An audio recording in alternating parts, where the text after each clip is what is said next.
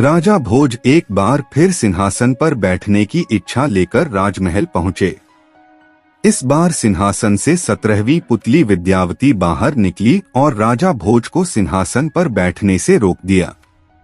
17वीं पुतली विद्यावती ने कहा, सिंहासन पर बैठने से पहले राजा विक्रमादित्य की यह कहानी सुन लो। इतना कहकर 17वीं पुतली ने विक्रमादित्य का किस्सा सुनाना शुरू किया। राजा विक्रमादित्य के राज्य में उनकी प्रजा को किसी बात की कमी नहीं थी। राजा अपनी प्रजा को खूब खुश रखते थे। जब भी उनके दरबार में कोई अपनी परेशानी लेकर आता तो राजा उसे तुरंत हल कर देते थे। अगर उनकी प्रजा को कोई तंग करता था तो उसे वो कठोर सजा देते थे। इतना ही नहीं, राजा विक्रमादित्य एक आदमी बनकर राज्य का दौरा भी करते थे, इसलिए उनकी प्रजा हमेशा खुश, निडर और संतुष्ट रहती थी। एक बार राजा विक्रमादित्य वेश बदलकर अपने राज्य में घूम रहे थे। तभी उन्हें एक झोपड़ी से 2 लोगों की आवाज सुनाई दी। उन्होंने सुना कि एक महिला राजा को जाकर कुछ बताने को कह रही थी, लेकिन वो व्यक्ति कह रहा था कि वो अपने स्वार्थ के लिए राजा की जान खतरे में नहीं डाल सकता है। इन बातों को सुनते ही राजा समझ गए कि उन्हें कोई समस्या है और राजा भी इससे जुड़े हुए हैं। राजा विक्रमादित्य हमेशा अपनी प्रजा की परेशानियों को हल करना अपना कर्तव्य मानते थे। ऐसे में राजा विक्रमादित्य से रहा नहीं गया और उन्होंने झोपड़ी का दरवाजा खटखटाया। दरवाजे पर आवाज सुनकर ब्राह्मण दंपत्ति ने दरवाजा खोला। उनके दरवाजा खोलते ही राजा विक्रमादित्य ने अपने बारे में बताया और उनकी परेशानी पूछी। राजा घर आए हैं जानते ही दोनों पति पत्नी डर गए। राजा ने उन्हें हिम्मत और भरोसा दिलाते हुए कहा कि आप अपनी बात बिना डरे कह सकते हैं। तब उन्होंने बताया कि उनकी शादी को 12 साल हो गए हैं, लेकिन उन्हें कोई बच्चा नहीं हुआ। इन 12 सालों में उन्होंने संतान सुख के लिए कई व्रत, उपवास, पूजा पाठ किए, लेकिन कोई लाभ नहीं हुआ।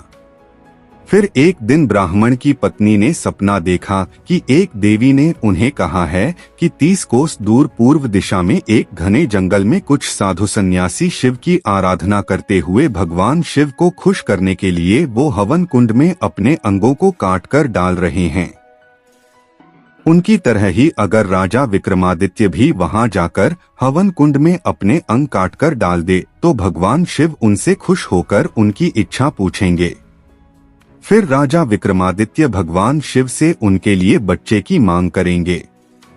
ऐसा करने से उन्हें संतान सुख मिल जाएगा।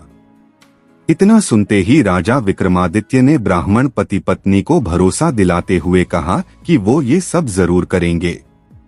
इतना कहते ही राजा विक्रमादित्य वहां से निकल गए और रास्ते में बेतालों को याद किया। बेताल उनके सामने प्रकट हुए तो राजा विक्रमादित्य ने उन्हें हवन की जगह पहुंचाने को कहा।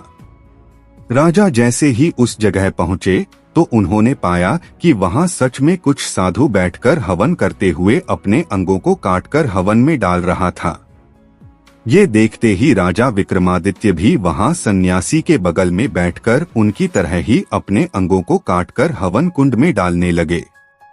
जब राजा विक्रमादित्य और साधु सारे जल गए तो वहां एक शिवगण पहुंचा और सभी साधुओं को अमृत देकर जिंदा कर दिया, लेकिन गलती से उसने राजा विक्रमादित्य को अमृत नहीं दिया।